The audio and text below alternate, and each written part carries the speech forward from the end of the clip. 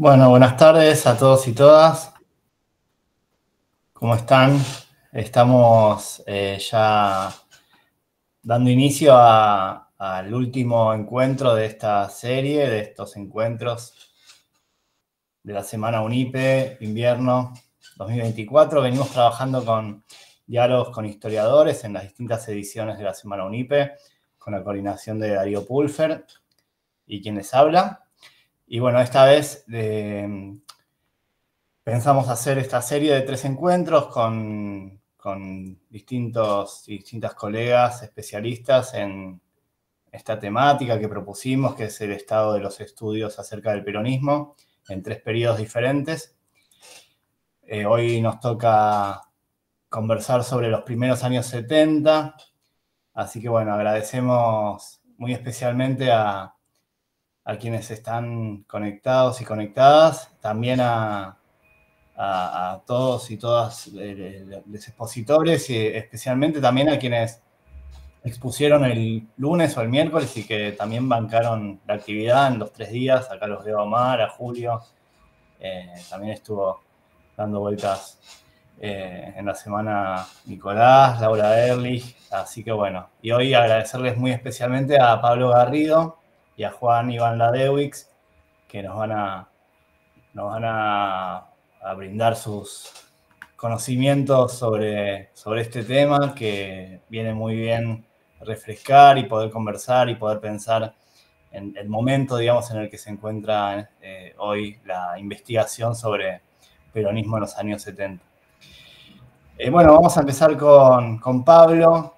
La idea, como siempre, es escucharlos y después abrir una ronda de preguntas, comentarios y que ellos puedan después tomar la palabra nuevamente y que se vaya generando un diálogo.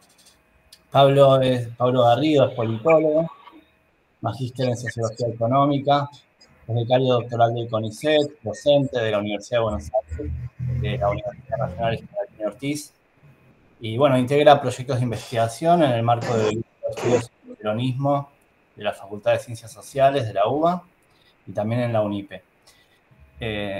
Cuento un poquito qué temas trabaja. Trabajó en la tesis de maestría el Pacto Social, el programa económico del peronismo, del gobierno peronista de 1973 y 1974. Y ahora para la tesis doctoral investiga las agrupaciones políticas creadas por Montoneros en su segunda clandestinidad. Así que bueno, le doy la palabra a Pablo y después lo presento a Juan cuando le toque. Dale, muchas gracias. ¿Qué tal? Buenas tardes.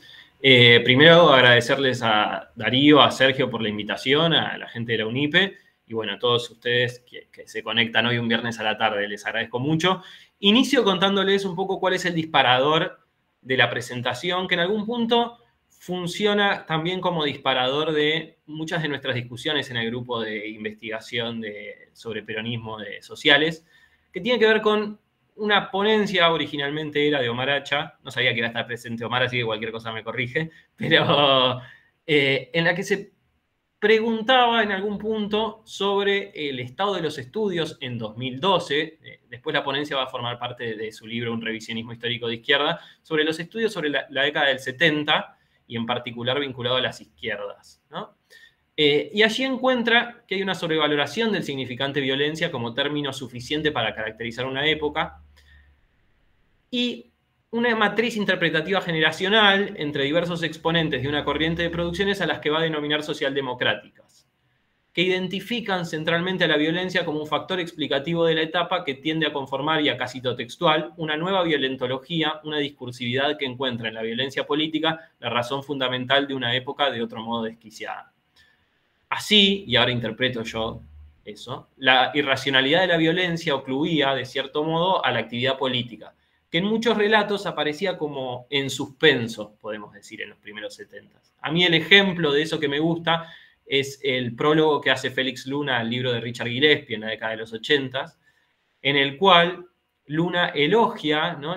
Dice la frialdad del investigador británico, cómo relata con cierta neutralidad, podemos decir, los hechos sobre Montoneros, y al mismo tiempo él luego empieza a decir, están por leer la historia de una locura, eso aparece textualmente, y habla de derramamiento de sangre y cuestiones así. Es decir, él elogia por un lado la frialdad de aquel investigador que venía de afuera, pero toma una postura en la que asocia la historia de Montoneros con la locura. Este panorama también en algún punto puso un cierto manto de sombra, entiendo yo, sobre los estudios sobre el tercer gobierno peronista, 1973-1976, en esas décadas, ¿no? Con excepciones, por ejemplo, el texto de Juan Carlos Torre y los sindicatos en el gobierno, que formó parte de la biblioteca del CEAL, los libritos chiquitos lindos, pero claramente aparecían muchas menos investigaciones sobre ese periodo que sobre la primera década peronista, 1945-1955. Y muchas veces es cerrado a esta idea del populismo imposible, como se dice en el texto de Maristela Esbampa. Ya el año pasado, en las jornadas de a 50 años del 73, que se hicieron en parte en el UNIPE y en parte en el Instituto Gino Germani, pudimos ver cómo han proliferado muchos trabajos en los últimos tiempos vinculados a ese momento histórico. A partir de ahí, yo pienso estructurar una intervención en la cual voy a intentar rápidamente analizar si existieron aportes en línea con una mirada que se concentre en dimensiones más políticas y entendida la política no necesariamente sin vía de la violencia, pero que a pesar de ese vínculo existente en el periodo, no pierde racionalidad ni relevancia ese factor político. La respuesta, que voy adelantando, es que creo que sí, que ha habido avances en ese sentido, con desafíos, con líneas posibles de investigación a futuro para seguir profundizando, que al final, si llego, voy a decir alguna cosita de eso. Y lo estructuro a partir de dos ejes, arbitrarios como toda selección, ¿no? Por un lado, un eje más bien vinculado a las organizaciones políticas, proyectos, discursos, y por el otro, más netamente ligado a la gestión gubernamental, 1973-1976. Hago la misma advertencia o el mismo disclaimer que había hecho Nicolás Quiroga el lunes respecto a la no exhaustividad. Más bien, pretendo armar un camino posible a partir de investigaciones de la época, pero claramente uno podría decir, bueno, aquí falta esto o aquello. Y lo hago entonces pensando en las producciones de la última década, ¿no? En las décadas de los historiadores o de los cientistas sociales. Digo, denme más o menos 2 años aproximadamente, pensemos que este texto de Hacha es del 2012, más o menos desde esa pregunta hasta acá. Respecto al primer eje, el vinculado a organizaciones, actores políticos y discursos, encuentro que cierto protagonismo que había tenido Montoneros no necesariamente se perdió. Claramente aparecía Montoneros muy analizado en las décadas previas, pero muchas veces muy vinculado a cierto enamoramiento por la muerte, en términos, podríamos decir, de Beatriz Arlo, o ese diálogo con Perón, siempre muy vinculado a la violencia y la irracionalidad. En algunos trabajos eso ya lo hemos abordado. Lo que aparece en la última década es una profundización en algún punto, pero vinculado a nuevas dimensiones de la organización.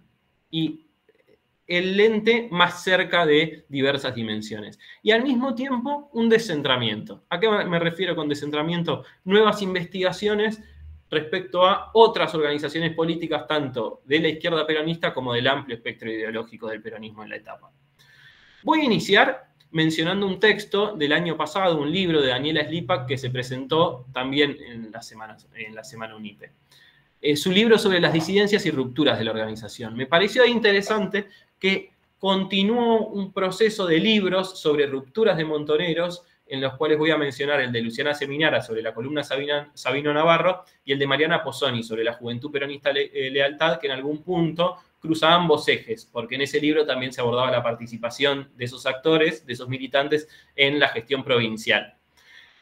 Pero a su vez, el texto de Daniela Slipak va a coronar ciertas preocupaciones de la misma autora, que tiene en la última década una bibliografía montonera, podemos decir, que está construyendo. Su texto anterior había sido sobre las revistas, pensadas como un espacio que vinculaba cierta producción militante, intelectual, con la política propiamente dicha, y que había sido utilizado para pensar también la bibliografía hasta el momento sobre la organización. Y ahí aparece algo que creo que va a cruzar muchos de estos textos, que es, hay una lectura crítica sobre las producciones previas. En particular, Slipak va a graficar ahí la teoría del desvío. Rápidamente voy a decir que es la idea de que la mayor parte de los textos y de los relatos sobre la organización, hasta ese momento al menos, pero que en buena medida continuó, ven una trayectoria que en algún punto siempre tiene una desviación, y en cambio la autora va a decir que muchos de los elementos del final de la etapa de Montoneros aparecen también al principio. En el mismo sentido, el libro de Hernán Confino de 2022 sobre la contraofensiva montonera hace una relectura de esa bibliografía, pretendiendo, en términos explícitos, trascender lo que él va a denominar la hermenéutica de la derrota. Como la mayor parte de los relatos sobre la organización se enfocaban, dice el autor, en explicar el por qué había fracasado Montoneros en sus objetivos.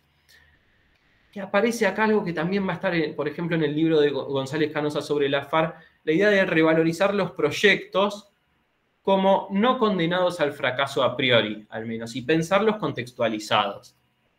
Otro libro que me parece interesante para pensar ciertas innovaciones para abordar estos objetos es el de Rocío Otero, que desde los estudios de la memoria piensa Montoneros, pero no necesariamente la memoria sobre Montoneros que se tiene hoy, sino más bien cómo la organización produjo y reprodujo sentidos sobre el pasado peronista y cómo eso le permitió construir su propia identidad sobre el pasado peronista vinculado a la primera década, pero también a la resistencia peronista.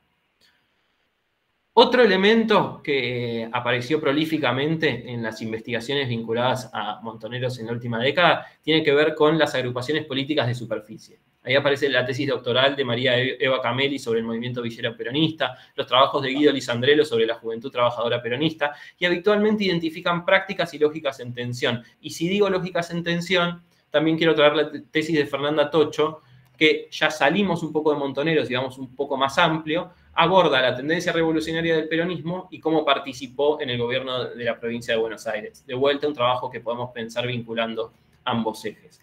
Tocho integra un grupo de investigadores e investigadoras vinculados a la Universidad de La Plata, donde se ve muy claramente este descentramiento tanto de Montoneros como también de la violencia en la agenda de investigación.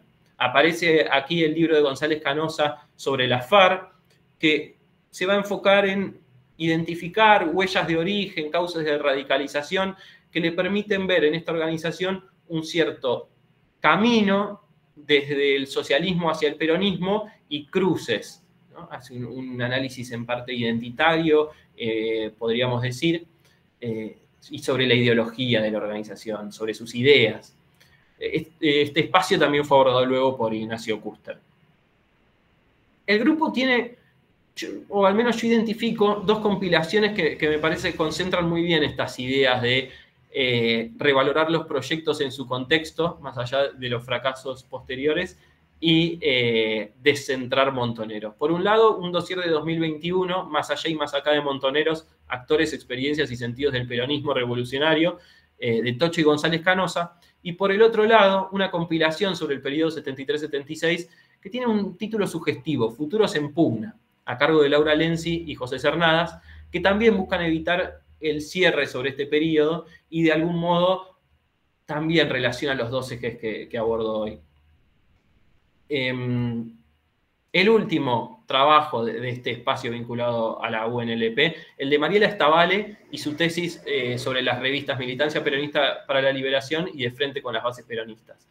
Allí analiza un vínculo entre la revista y espacios del peronismo como el peronismo de base y la FAP. Entonces vemos que las revistas son un objeto de análisis recurrente en el periodo, pero algo relevante es que no solo las militantes, sino también las periodísticas. Allí tenemos los trabajos de Marcelo Borrelli sobre Revista Extra y Carta Política, y otras culturales. Por ejemplo, Cecilia Gascó analiza el escarabajo de oro, y eso en su deriva de investigación la va a llevar también a pensar en los intelectuales peronistas, que en buena medida, en cierta bibliografía, había sido pensado como un oxímoron. Recuerdo que, creo que en la intervención del lunes esto había aparecido, si no me equivoco. Ambos van a analizar cómo en las redacciones de estas revistas el peronismo, tanto en las revistas periodísticas como culturales, aparece como un tema de discusión que interviene y se mete al interior de esas redacciones. Todas cuestiones más vinculadas a organizaciones, actores y proyectos. Proliferaron también muchos trabajos y buenos trabajos sobre la derecha peronista, podríamos decir en términos de Juan Luis Besoqui, o el peronismo ortodoxo, en palabras o en términos de Juan Pedro de Naday. Entonces aparecieron investigaciones sobre el comando de organización, los Demetrios, Concentración Nacional Universitaria. Ahí vemos también producciones del propio Juan Ladewix, que va a venir después que yo con su intervención. Y lo último, un debate interesante, creo yo, que me parece relevante, vinculado con esto anterior, que es el debate respecto a las categorías. La pregunta sobre si nos son útiles ciertos términos, como de repente izquierda y derecha peronista, debate en el cual, además de los antes mencionados, aparecen trabajos de Sergio, de Esteban Campos, a partir de sus textos sobre los orígenes de Montoneros y otras organizaciones, entre otros, y también alrededor de otros conceptos, por ejemplo, cultura política, ahí aparecen trabajos de Valeria Caruso muy interesantes, e identidad, por ejemplo, los propios de Slipak. Ahí veo, o me animo a arriesgar, que creo que tiene algo que ver una cierta transdisciplinariedad, palabra difícil para decir el viernes a las 6 de la tarde, en estos estudios. La historia sigue siendo la disciplina rectora y creo que eso se ve, por ejemplo, en los congresos de la Red de Estudios sobre Peronismo o en las mesas interescuelas vinculadas a esta etapa, y principal y hegemónica, pero con muchos aportes desde otras disciplinas. Algo que vamos a poder ver también en el otro eje, el más vinculado a la gestión, con el cual quiero hacer un vínculo a partir de los trabajos que abordan actores, organizaciones, pero pensados para la gestión, en el periodo previo a 1973. Ahí vemos, por ejemplo, la tesis de maestría de Naday sobre el Consejo de Planificación, al cual califica como un think tank, ¿no? Un término que parece más moderno, perdón por el anglicismo. O el de Sergio sobre sus trabajos sobre el Consejo Tecnológico y la figura de Rolando García, pero que están pensando en espacios que reunían a intelectuales y técnicos para empezar a pensar la gestión peronista posible en aquel momento, todavía no confirmada, entre el 73 y el 76. Ahí Torre, por ejemplo, en su libro decía que los sindicalistas tenían una ventaja con respecto al interior, con respecto a otros actores del peronismo, porque habían estado legalizados durante buena parte de la proscripción. Sobre el gobierno propiamente dicho, también voy a iniciar con un libro que se presentó el año pasado, que es el de María Cecilia Míguez, que aborda la política exterior argentina en el periodo 73-76.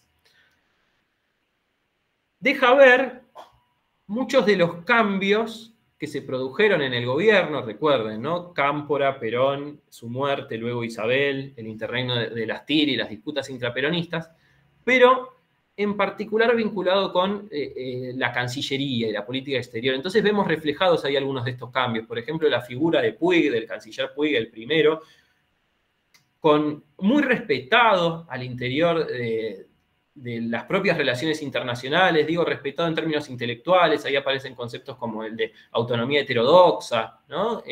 Vinculados a los desarrollos de Puig, que va a ser reemplazado cuando la renuncia de Cámpora por Vignes. Y van a haber ciertos giros también en esa política exterior. De todas formas, el trabajo de Cecilia permite ver continuidades y rupturas. Pero creo que algo interesante que trae también es la posibilidad de ver cómo en el desarrollo del tercer gobierno peronista tiene un impacto muy fuerte la situación exterior, ¿no? Algo que vamos a ver también con la gestión económica. Porque, en alguna medida, ha sido un periodo previamente muy relatado en clave de los conflictos al interior del peronismo y de la propia Argentina. También, digo, el asedio del ERP podemos incluir dentro de esos relatos, y cómo ese fracaso estaba muy atado a las discusiones al interior del peronismo, que claramente tuvo un impacto, pero por caso el texto de María Cecilia Míguez nos deja ver la fuerza que tuvo, las dificultades que trajo el cerco de gobiernos autoritarios y dictaduras que se termina de cerrar con el golpe en Chile en septiembre del 73, ¿no? Pinochet contra Allende. ¿Cómo voy de tiempo? ¿Bien? Más o menos sí, ¿no? Me queda un poquito. Me quedan unos minutos. Bien, el segundo espacio del gobierno en el cual me voy a enfocar es el de la gestión económica. En parte, a mí me resulta particularmente interesante porque es algo que trabajé en mi tesis de maestría. Hay un libro sobre el tema que se había hecho canon, que era el de Marcelo Ruggier y Martín Fisbein, que es de 2006. Pero lo traigo porque el año pasado Ruggier regresó al tema junto a Juan Odicio, presentando una ponencia sobre las posturas de la izquierda ante el Pacto Social, el programa económico del tercer gobierno peronista. Esta figura de Helvar, el primer ministro, primero fue ministro de Hacienda y luego de Economía, había traído la atención, tanto, por ejemplo, de María Seoane, que tiene un libro de divulgación periodístico muy, muy bueno, me animo a decir, sobre Helvar, de Ranan Rein también, pero fue revisitada en los últimos años, en particular a partir de un libro de Julián Blechmar sobre su trayectoria. Y ese libro lo llevó a Blechmar a realizar artículos académicos específicos sobre el programa. Tiene más de uno, pero a mí hay uno puntual que me resulta interesante, en el cual analiza la bibliografía previa, ¿no? Estas discusiones que mencionaba con la bibliografía y con lo que se ha escrito previamente. Y lo que a él le interesa discernir es si el programa fue mayormente calificado como populista o como no populista.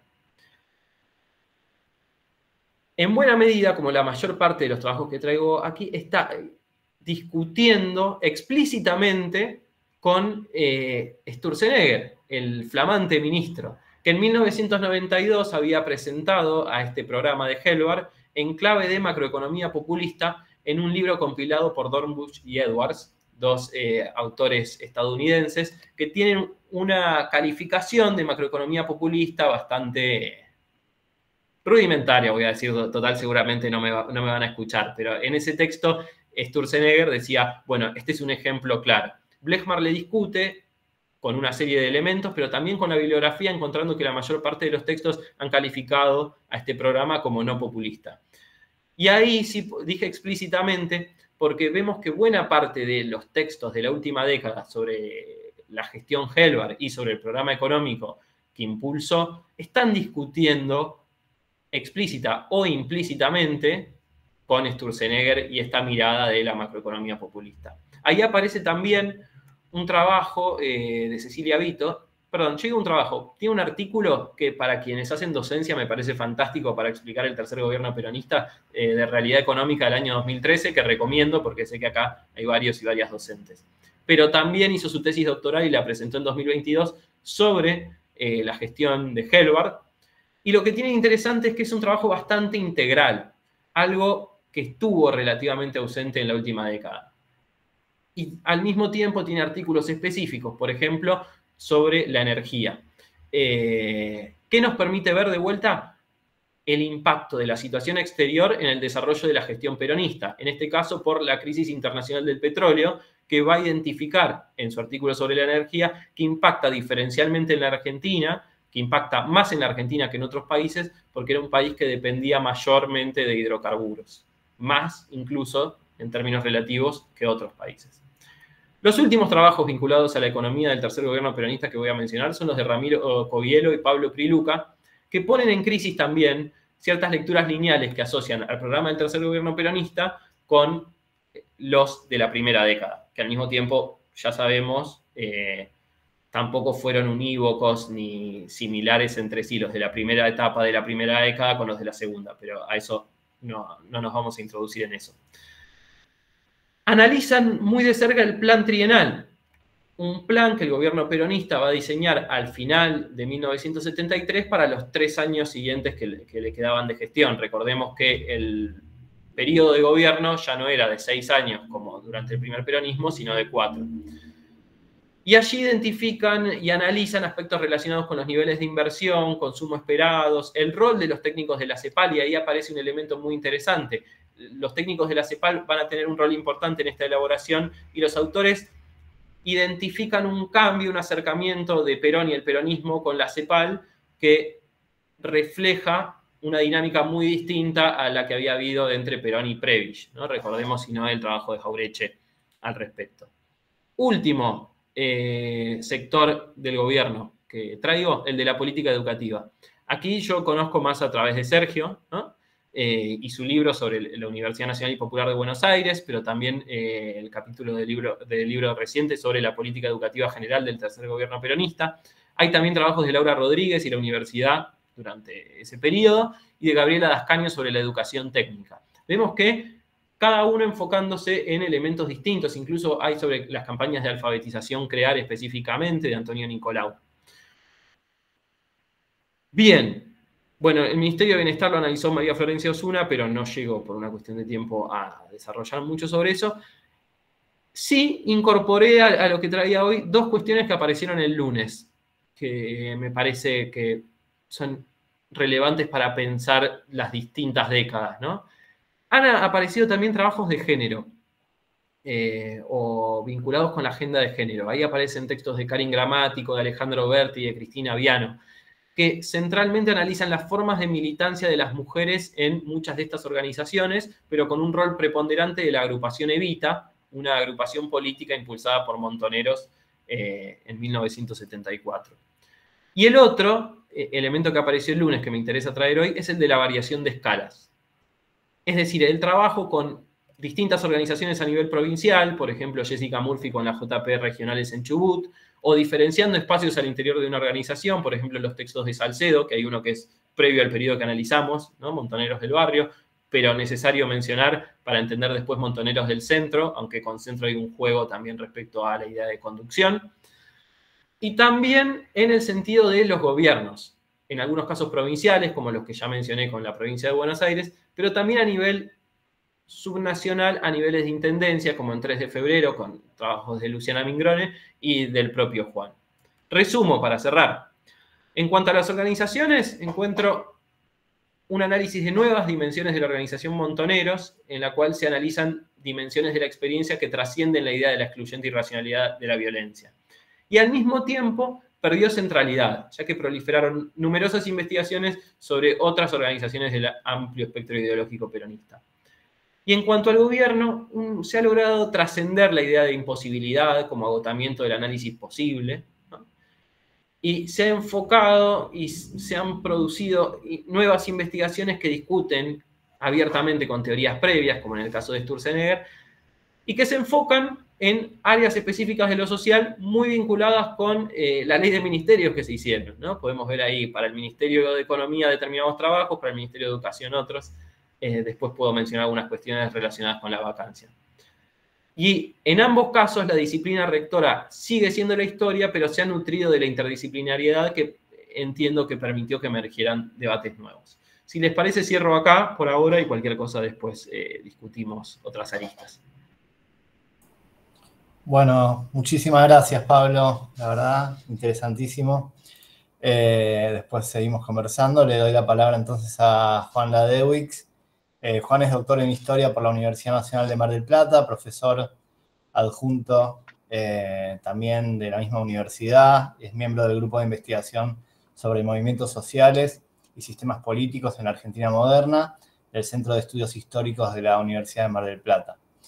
Y bueno, sus trabajos de investigación se han centrado en el análisis de los ciclos de violencia política durante la década del 70, particularmente en los espacios de la provincia de Buenos Aires y en las dinámicas de los enfrentamientos al interior del peronismo también en este periodo. Así que se complementan muy bien con Pablo y por eso los invitamos a ambos. A ver, Juan. Bueno, hola, ¿qué tal? Gracias a todos y todas los que se conectaron. Gracias a Sergio y a Darío por la invitación. Y gracias a Pablo por ejercer de Hernán Cortés y quemarme todos los papeles después de su exposición así tan exhaustiva. Con lo cual yo ahora tengo un montón de cosas que tengo que revisar y que tengo que reorganizar de una exposición que iba muy en sintonía o muy parecido a lo que nos estaba planteando Pablo, ¿no? Es decir, en particular cuando me plantearon esta idea de pensar los estudios de la década del peronismo durante la década del 70, yo aproveché, no sé si es la edad o la cercanía a los 45, que dije, bueno, voy a hacer un balance de cómo yo me acerqué también un poco a los estudios del peronismo, o a estudiar el peronismo en la década del 70, que allá por finales de los 90, principios de los 2000, era una cosa que hacían muy pocas personas, porque era una historia muy reciente a la cual nadie le prestaba mucha atención y que había muy poca gente dentro del mundo académico dispuesto a dirigir a aquellos que íbamos con la idea de estudiar las organizaciones armadas de la década del 70 o el peronismo de la década del 70. De hecho, los congresos de antaño sobre peronismo y demás no tenían ni siquiera un costado de la década del 70, ¿no? Es decir, que quedábamos por fuera. Y esto para mí tiene que ver un poco con una característica fundamental que tienen los estudios sobre el peronismo en particular. Para mí son muy recientes, ¿sí? Como decía Pablo, yo creo que de hace 10, 15 años a esta parte hemos focalizado o se ha ido construyendo una cantidad de trabajos que han focalizado en la cuestión de la década del 70 en el peronismo, ¿no? Y acá hay un tema que es un poco lo que planteaba Nomar y que recuperaba muy bien Pablo, esta idea de la violencia como aquello que oblitera todo, toda la década del 70, ¿no? Es decir, casi ningún tema se puede pensar apartado de eso. Entonces yo pensaba y decía, bueno, es un campo de estudios que podríamos decir es incipiente, pero es antiguo, ¿no? Porque por otro lado la preocupación sobre la experiencia en sí del Frejul y lo que había significado y la reflexión, incluso la reflexión académica sobre eso es casi inmediata a los acontecimientos, ¿no? Y yo me acordaba del viejo trabajo de James acerca sobre la izquierda peronista, ¿no? Y él se preguntaba en ese trabajo, bueno, ¿qué va a pasar ahora con el peronismo ya sin la figura de Perón? Es un texto del año 75, ¿no? Pero esa lectura igual no hacía foco, salvo el caso de James o algunos, no hacía foco en particular en el peronismo, sino que era la deriva de estudiar otros temas sobre la década del 70, ¿no? Y en ese sentido, yo creo que hubo una cuestión muy tributaria, ¿no? Es decir, estudiar el peronismo en los 70 irremediablemente era, si se quiere, parte de estudios o de subcampos mayores dentro de la década del 70, ¿no? Y ahí estaban, bueno, obviamente el análisis sobre la violencia política, ¿no? Y la represión era lo que llevaba por lo general la cuestión principal cuando uno se acercaba a estudiar el peronismo en la década del 70, pero también porque era un poco la necesidad de la época, ¿no? Y ahí después quiero replantear una discusión que es ¿por qué estamos con necesidad, o hay necesidad hoy por hoy de revisitar ese peronismo de la década del 70? ¿Por qué? ¿Para qué? ¿Qué enseñanza nos puede servir? ¿Qué actor hoy le interesaría eso? ¿Sí? Lo digo habiendo pasado ese boom que en algún momento fue editorial sobre los estudios de la década del 70, en donde uno iba a esas mesas de congreso en donde éramos un montón de personas muy interesadas y que con el paso del tiempo y de las generaciones se fue desplazando. Hoy por hoy yo no creo que exista ese mismo interés en las nuevas generaciones más recientes de estudiantes, ¿no? Pero eso, bueno, aparte, después es una reflexión aparte.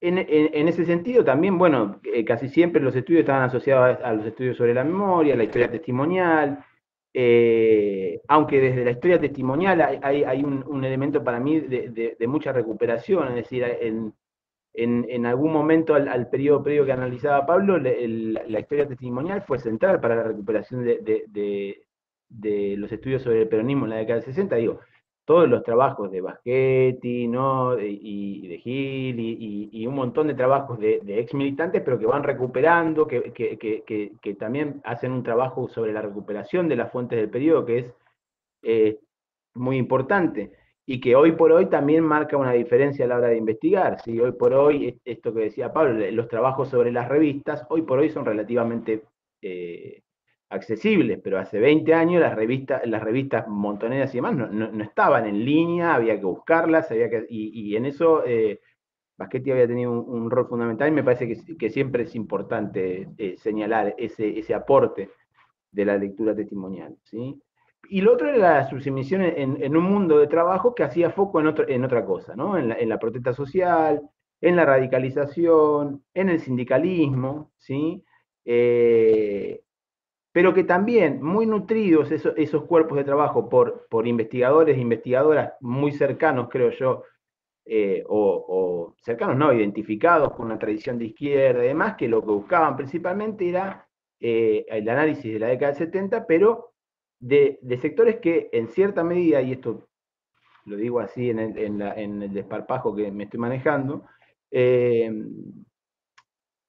terminaban agrandando o poniendo una centralidad a sujetos y también negando el peso de otros, ¿no? Digo, yo siempre pongo un poco el mismo ejemplo, un poco en Sorna y demás. La cantidad de trabajos que hay sobre Citrax y Tram que uno revisa es enorme, ¿no? Es enorme, y no tenemos un trabajo sobre la UTA en la década del 70. ¿Sí? No tenemos trabajo sobre otros sindicatos más tradicionales, no hay trabajos, no revisa, no hay trabajo, pero capaz que hay 20, 50 trabajos sobre Citrax y Tram. Y eso creo que tiene que ver también un poco con las tradiciones políticas en las cuales se mueven también las tradiciones académicas, ¿no? Y eso me parece que también fue un sentido de obliteración, ¿no?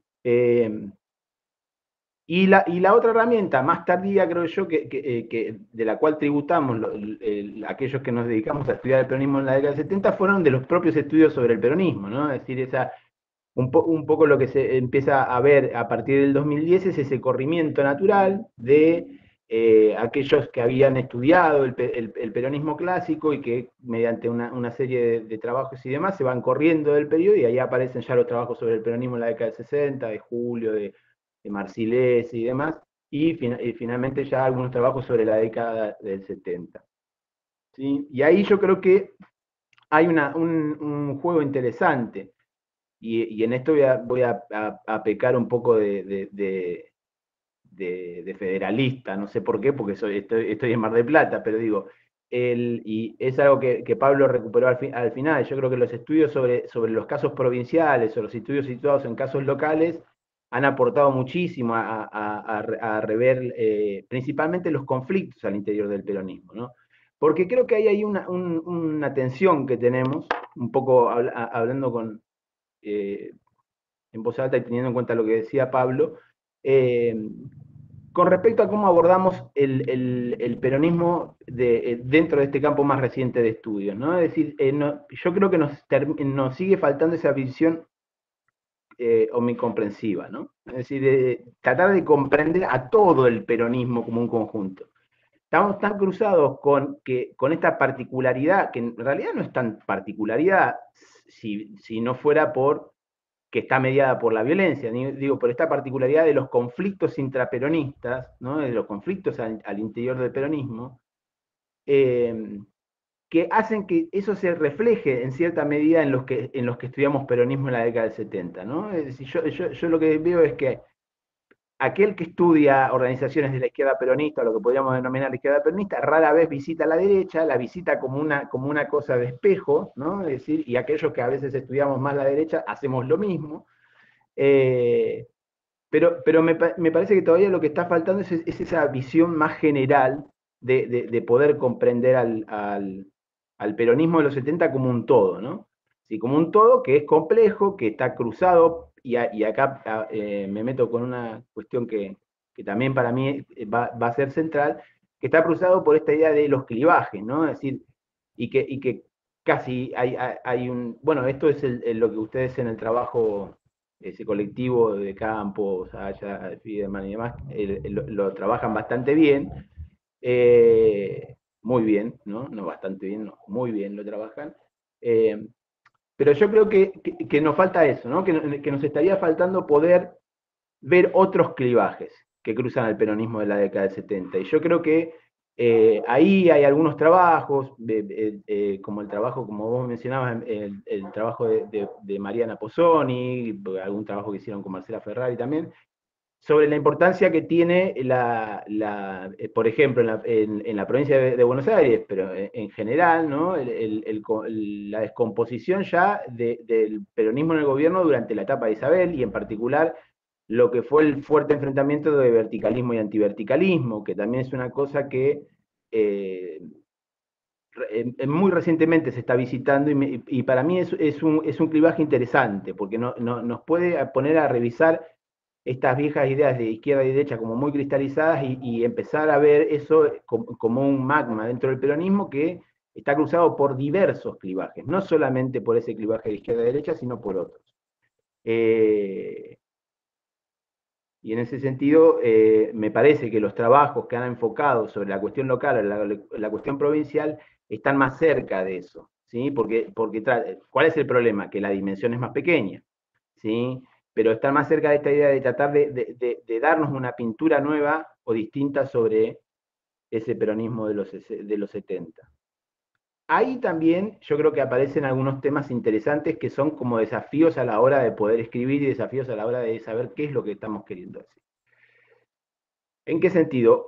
Por ejemplo, para mí hay una discusión que no terminamos de dar o que no terminamos de afrontar directamente, que es esta idea del giro autoritario de Perón, ¿no? Es decir, esta idea de una suerte de decálogo de un Perón que se va convirtiendo rápidamente en un hombre de derecha y que viene a expurgar al peronismo, cosa que es lógica, o sea, si uno basta revisar el documento reservado, ¿no? Después del asesinato de Rucci.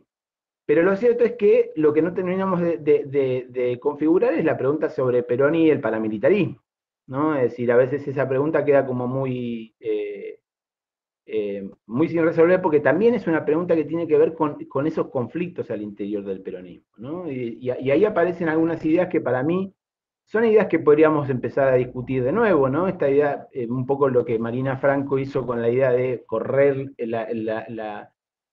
la mirada sobre el fenómeno represivo y decir, bueno, la represión en realidad ya empieza durante el peronismo. Esa discusión nos pone directamente de nuevo en la discusión, bueno, y entonces, ¿es Perón responsable de esto o no? Y muchas veces esa discusión la obliteramos o la dejamos, ¿sí? Como también sabemos que hay toda una bibliografía que está centrada en eso, ¿no? Es decir, como que está centrada en señalar esa relación. Pero yo creo que hay muchos trabajos, los trabajos de Pedro de Naday, ¿sí? Los de Juan Luis Besoqui, algunos trabajos míos también, muestran que eso es más complejo, ¿no? Eso no tiene que ver solamente con la figura en sí de Perón. Después, me parece que uno de los desafíos es discutir esta idea de el liderazgo de Perón como el organizador del peronismo, ¿no? Es decir, lo interesante que tiene el peronismo en la década del 70 es precisamente que ese liderazgo desaparece en algún momento y aparece esa vacancia que es un poco lo que va a definir después al peronismo con respecto a sus liderazgos, ¿no? Y esto en un desafío que para mí tenemos también como dentro del campo de los estudios del peronismo, que es la conexión con otros periodos, ¿no? Es decir, el peronismo de la década del 70 puede tener particularidades,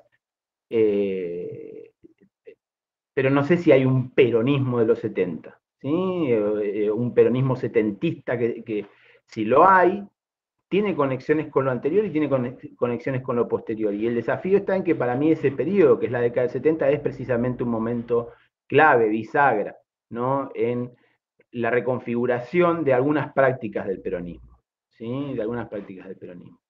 Y en ese sentido, a mí me parece que también es cierto que en esta propuesta que dice, o en esta propuesta que Pablo mencionaba, que hay en muchos grupos, en el Grupo de La Plata en particular, de descentrar los estudios sobre montoneros y demás, lo cierto es que todavía nos faltan estudios sobre un montón de organizaciones y de organizaciones que precisamente muchas veces, digamos la verdad, no nos llaman la atención porque no practicaron la violencia, porque no fueron actores, a ver, como Julio que anda por ahí, diríamos, son actores que son más aburridos que los otros, ¿no? A la hora de poder de construir un relato, ¿no? Pero son actores que no tenemos analizados, ¿no? El estudio específico sobre partido, que también alguna cosa he escrito yo con respecto a eso, es relativamente trunco todavía, ¿no? Es decir, faltan un montón de trabajos y aportes en esa materia, ¿no? En lo que significaba la estructura del PJ y lo que significaba el movimiento peronista como forma de organización, tanto en el momento de reorganización de ese movimiento a comienzos de la década del 70 como a posteriori y después de la muerte de Perón, ¿no? Esos actores también merecen una revisión más acabada. Como también figuras centrales del periodo sobre el cual hay muy poco trabajo, ¿no? Como la figura de Lorenzo Miguel o de diversos líderes del sindicalismo que fueron referentes y que fueron actores importantes y en realidad sobre los cuales hay algunos trabajos de trayectoria, pero todavía no tenemos un trabajo tan fuerte. Entonces, para mí todavía falta ese corrimiento, si bien me parece que está muy bien también abordar de nuevo las organizaciones armadas teniendo en cuenta otras variables, ¿no? En particular, como también ha trabajado Pablo, esta cosa de trabajar, por ejemplo, en su momento al Partido Peronista Auténtico y demás, estas cuestiones son importantes. Para mí sigue siendo central ir hacia otros actores dentro del peronismo, ¿no? Y en esa idea de conexión con el peronismo anterior y con el peronismo posterior, ver esta idea de la continuidad de las prácticas, ¿no? De la continuidad y de la ruptura de las prácticas de esos actores políticos. Me ha dejado Pablo sin demasiado más que decir, ¿sí? Y voy a confesarlo, ¿no? Yo creo que en particular, ¿sí? Lo que abren algunos trabajos, por ejemplo, el trabajo del libro de Naday, es la necesidad de repensar preguntas, ¿no? Es decir, yo con los trabajos de Juan Pedro es muy probable que no acuerde en sus conclusiones generales, en lo más mínimo, pero lo que debo reconocer es que, por ejemplo, ahí hay una pregunta, hay preguntas muy interesantes, ¿no? En ese trabajo hay preguntas muy interesantes y hay reflexiones muy interesantes con respecto a esto que nos sigue partiendo un poco a los que estudiamos el peronismo de la década del 70, que es la idea del clivaje, ¿no? Que es la idea esta de izquierda y de derecha. Si bien ahí Pedro termina configurando, ¿sí? un elemento que para mí es discutible, que es esta idea de que el comando de organización es peronismo plebeyo y que en realidad la categoría de derecha peronista no tiene sentido ahí, nos impone preguntas, ¿sí? Nos impone rever algunos trabajos que hemos hecho hasta ahora. Y esto como para ir cerrando. Para mí, ahora lo que queda abierta es la discusión para qué revisar ese peronismo de la década del 70. ¿Qué es lo que estamos buscando? Ya sea desde el ámbito académico, pero ya sea fuera, principalmente lo del ámbito académico, la verdad que no me importa tanto para qué, sino digo, ¿por qué la sociedad se preguntaría sobre ese peronismo de los 70? ¿Qué estamos buscando como sociedad, como actores políticos y demás, al mirar de nuevo esa década? Yo creo que en los 90 y en los 2000 lo que buscábamos era un modelo, ¿no? Era esta idea, había una cosa media épica, media de recuperar ese ideario de un peronismo que no era menemismo, que era un peronismo que se conjugaba con la idea de la revolución, con la idea del cambio. Pero también me parece que, no casualmente, muchas de las revisiones más recientes tienen que ver con lo que el kirchnerismo y el post-kirchnerismo imponen a la hora de pensar ese peronismo de la década del 70. ¿No? Digo, desde el mero hecho de que la principal organización política juvenil del peronismo recupera el legado de Cámpora, ¿no? y hace una reinvención, si se quiere, también de ese pasado, me parece que nos obliga también siempre a repensar desde qué lugar se vuelve a visitar esa experiencia. Y es un poco también la invitación al diálogo, ¿no? Es decir, charlarlo con ustedes porque es algo que estoy todavía maquinando en la cabeza. Pero yo creo que los estudios sobre el peronismo, particularmente el grupo de ustedes, la verdad que a mí me parece en este sentido algo muy, muy interesante, porque demuestra la necesidad de centralizar y lo están haciendo en el peronismo y en esa concatenación con otros periodos. Mucho más no tengo para decir porque la verdad que Pablo pasó un registro casi somero de los mayores aportes que se han hecho hasta ahora, ¿no? Les agradezco. Bueno, Juan, muchísimas gracias, ¿no? De todos modos, tu aporte me parece que es fundamental, está buenísimo lo que planteaste. Bueno, la idea ahora es abrir una ronda de preguntas, comentarios, así que bueno, la idea es sumar algunas preguntas y que después respondan todas juntas. En el chat, por ejemplo, Mirna pregunta, Juan, ¿continuidad de qué prácticas considerás se mantienen en el tercer gobierno de Perón? También pueden tomar la palabra directamente abriendo el micrófono. También veo a varias y varios colegas especialistas en el periodo, mucha gente que fue mencionada también está aquí. Así que bueno, pueden tomar la palabra.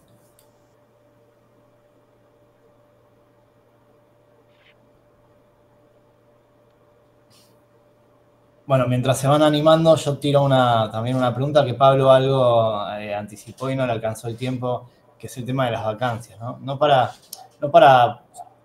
pretender algo exhaustivo, digamos, de todo lo que resta investigar, que es infinito, sino también en términos de relevancia, ¿no? ¿Qué les parece a ustedes que sería relevante que se pueda investigar? Algo decía Juan también sobre el tema. Yo creo que el tema partidos es cierto. Están solo los trabajos que escribió Juan con, si no me equivoco, el del 73. Bueno, toman varios periodos, pero con Julio, pero falta bastante, digamos, lo que es la reorganización partidaria a partir del Gran Acuerdo Nacional. Parece que falta un montón. Así que dejo también esa pregunta. No sé si alguien quiere sumar alguna otra.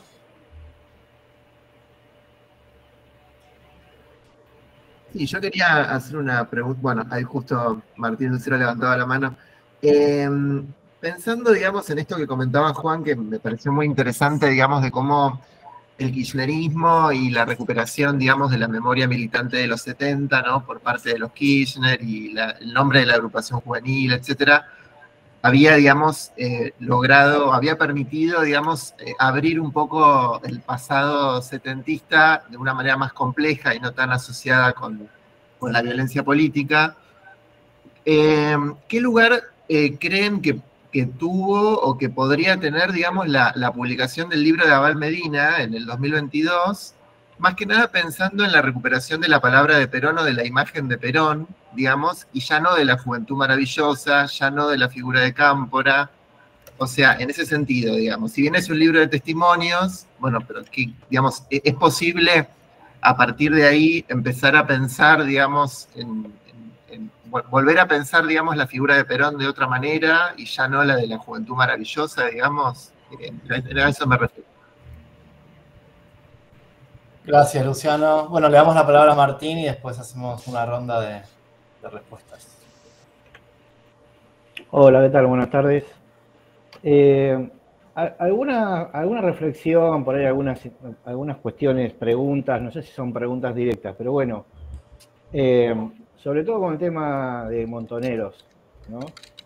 Bueno, yo justo ahí estaba escuchando a Pablo que nombraba el libro de Daniela Slipak, que justo estoy leyendo en estos días, y que habla, ¿no es cierto?, de las disidencias de Montoneros, ¿no? Como que habla de 4 disidencias. Es decir que, bueno, que por ahí es algo, por lo menos para mí, bastante nuevo, ¿no? Igual sabía de la Juventud Peronista Lealtad y demás, que había leído también el otro libro, que no me acuerdo del autor, que había salido, pero como que no hay una única mirada, ¿no?, de esa organización. Que había conflictos internos y creo que recién ahora se están un poco saliendo a la luz. Pero bueno, como que siempre hay una tensión, ¿no?, cuando hablamos de esta organización, porque ahí también después Juan habló de un Perón autoritario, ¿no?, digamos que en los 70, que bueno, que qué sé yo, se enfrenta también a un peronismo revolucionario, por llamarlo de alguna manera, también muy autoritario, ¿no es cierto? Pero bueno, me parece que, y tomando un poco, bueno, un poco esa inquietud tengo, pero también tomando un poco lo que dijo recién Luciano, ¿no?, y que se habló el otro día también en el miércoles, en la exposición del miércoles, el libro de Abal Medina, ¿no? Me parece que aclara un montón de todos estos puntos que estamos, o que por ahí yo cuando lo leí me aclaró varias cosas, ¿no?, con respecto a toda esta situación, todo este conflicto en este peronismo de los 70, ¿no? Porque era digamos, por el apellido tenía como digamos, un respeto importante por los sectores de la izquierda, pero él no era representante de los sectores de la izquierda.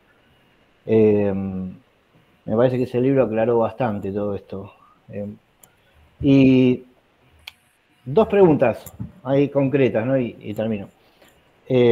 Juan dijo, no sé si hay un peronismo de los 70, me pareció escuchar, ¿no? Me gustaría que aclare eso, ¿por qué no? Y con respecto a qué buscamos en los 70, ¿no? Digo, me parece que, bueno, esto me parece que es lo que hay que seguir buscando, aclarar, ¿no? Esta etapa. Bueno, también se ha nombrado acá que había otras organizaciones, ¿no? Que no se han trabajado, pero bueno, yo fundamentalmente hablo de por ahí de montoneros. Bueno, un poco de eso. Gracias. Bueno, muchas gracias, Martín, que estuvo presente en los 3 encuentros. Luciana Mingrone pregunta, comenta en el chat, yo quisiera hacer algún comentario sobre la cuestión metodológica de la historia reciente. Hubo una proliferación de archivos y fuentes escritas sobre las que quizá Pablo y Sergio puedan decir algo a partir de ciertas advertencias que han escrito, inclusive sobre la historia oral y lo testimonial. Bien. Bueno, hay varias preguntas entonces y comentarios. No sé si quieren tomar la palabra en el orden en el que expusieron. Dale. Bueno, tenemos unas cuantas. Empiezo por la pregunta de Sergio y las vacancias. Dijo un montón Juan sobre eso que me parece hiper interesante, y más allá de que él diga que lo dejé sin nada para decir, no querría saber entonces cómo es cuando sí tiene más para decir, porque la verdad que un montón de puntas hay para retomar ahí.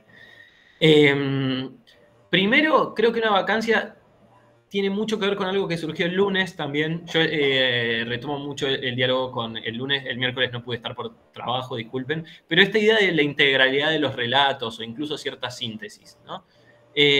Nosotros tenemos un seminario en sociología en el que vemos algunos de estos temas. Y nos pasa que cuando estudiantes nos preguntan por un libro sobre montoneros, si tiene que ser un libro, y nosotros seguimos recomendando el de Gillespie. ¿No?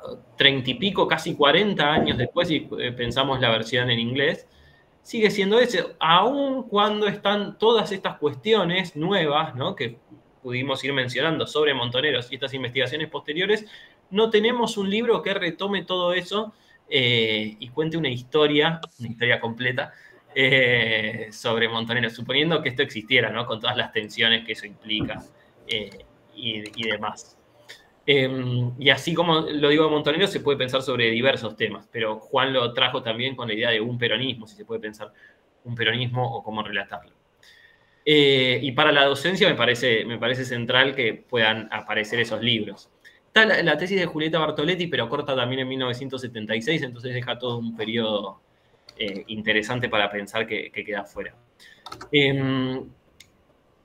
Algo quizá que puede servir para pensar las vacancias respecto al gobierno, al otro eje que toqué, creo que tiene que ver con los resultados de la última convocatoria de CONICET de las becas postdoctorales. A pesar de todo el recorte y de la situación espantosa que estamos viviendo para el ámbito científico, tenemos al menos 2 becas postdoctorales para trabajar el peronismo en los 70s, que pude ver, quizás se me escapa alguna, pero está Anabela Aguilini, que va a abordar las carreras de Sociología e Historia de la UBA, y Federico Cormick, que va a analizar las dimensiones democráticas del tercer gobierno peronista.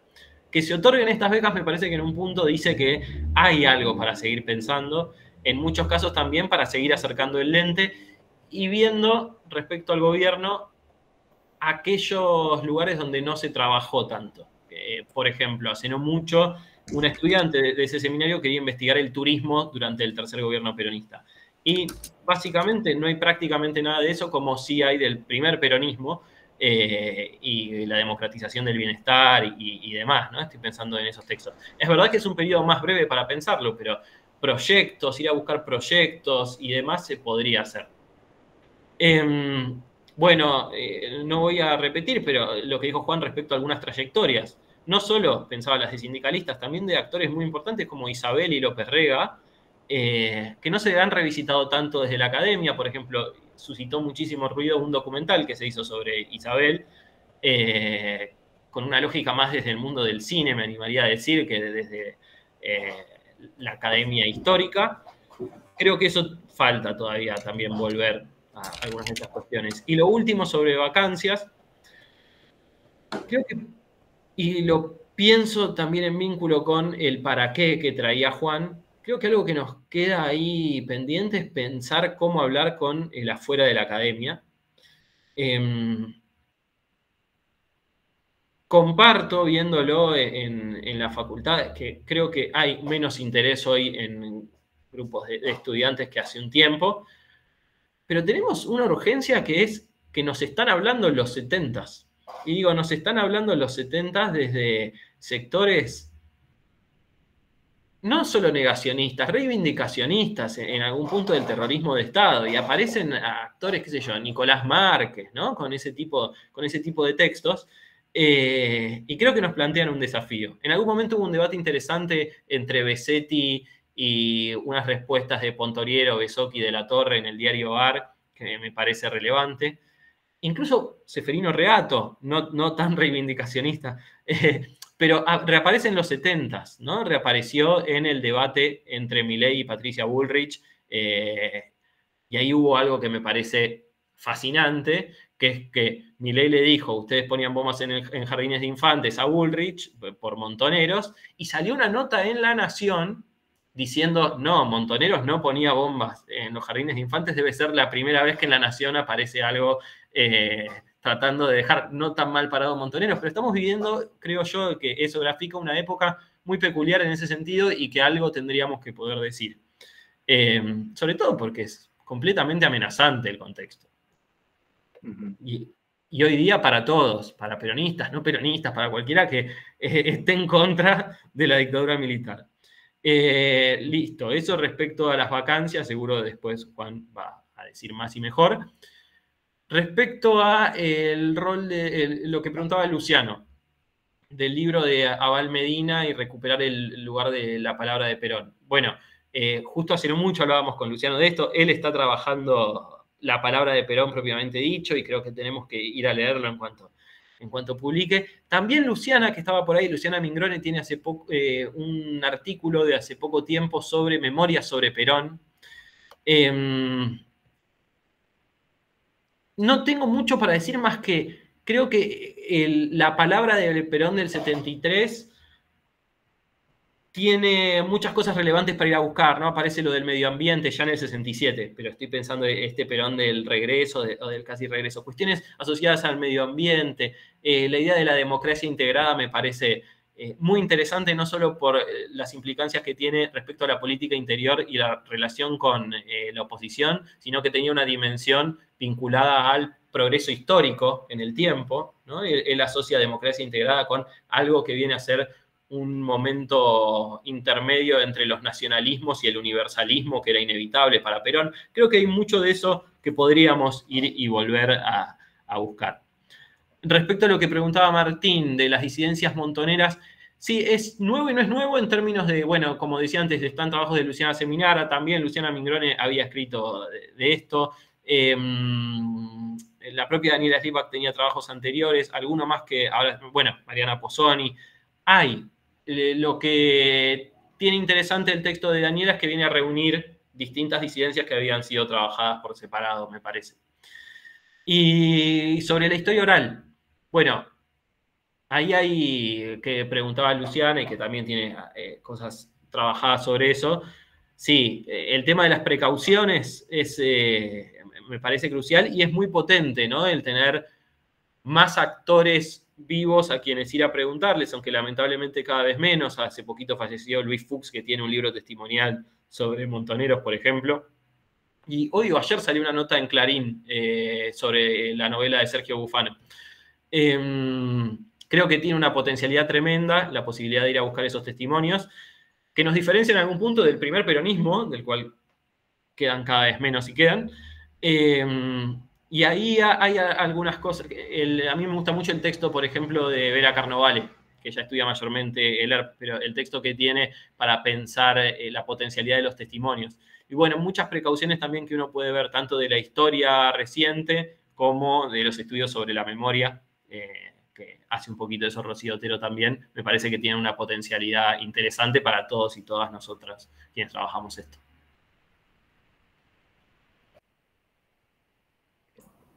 Gracias, Pablo. Juan, dale, todo tuyo.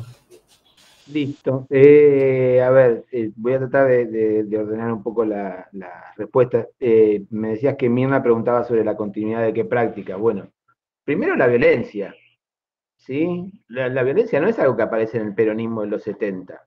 O sea, la violencia es algo que el peronismo, por lo menos desde la resistencia, lo viene viviendo, lo viene practicando, digo, hay una continuidad porque tiene que ver con la proscripción y demás, pero hay una relación con la violencia que no es privativa del peronismo de la década del 70.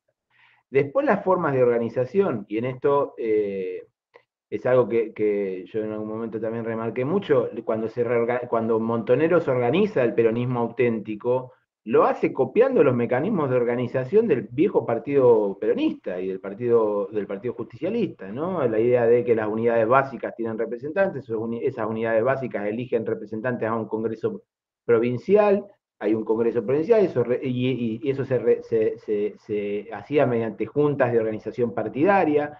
Si había una idea de que ese, o sea, aclaro principalmente que tiene que ver con lo que fue la experiencia del peronismo auténtico, no lo que fue después el partido montonero que ya se arma en el exilio y demás, que eso ya era un partido leninista, marxista-leninista, en cuanto a su organización, en cuanto a cómo planteaba su organización.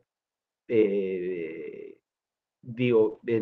la experiencia del peronismo auténtico se ve claramente esa idea de reiterar esas prácticas que venían de antes, ¿sí? Que venían de antes, y ni hablar en otros sectores dentro de ese peronismo de la década del 70. Después, la idea de infiltrados no es algo propio de la década del 70, el peronismo tiene esa idea de los infiltrados y leales, como lo plantea Balbi, es casi constitutiva incluso del mismo peronismo. Y la idea del conflicto intraperonista también es algo que si bien yo me remarco esa idea de que los 70 son el periodo de los conflictos intraperonistas, basta ver los viejos trabajos acerca de la organización del mismo partido peronista clásico a través de las experiencias provinciales. Me refiero al viejo libro de la invención del peronismo en el interior, ¿no? de Macaulay y Catch.